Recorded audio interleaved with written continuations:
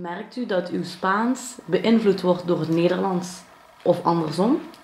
Ik denk andersom. Dat is, ja, ik denk Nederlands is voor mij iets moeilijker.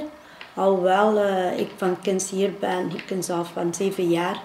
Maar het is altijd moeilijk geweest voor al die werkwoorden vervoegen en zo. Dat is een beetje mijn probleem altijd geweest. Ja. De rest gaat goed. Ja. En als u nu in Spanje komt, zeggen dan mensen in uw omgeving van, dat ze merken dat u hier in België woont? Ja, dan zeggen ze, kijk de Belgen zijn daar. En eigenlijk zijn we Spanjaarden, maar ja, zij beschouwen ons ook als een buitenlander. Eigenlijk zijn we buitenlander in België en buitenlander in Spanje. Ja.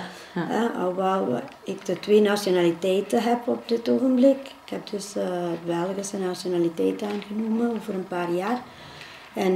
Maar met dingen van mijn Spaanse nacionalidad te houden. Het is eigenlijk een beetje mijn trots. Hola, soy española, soy Margarita Viso y la verdad es que llevo muchos años en Bélgica, pero aquí en Bélgica me consideran como una extranjera y cuando voy a España la gente antes me dice, ya están aquí los belgas y así no era, es como si también allí nos encontrábamos un poco extranjeros.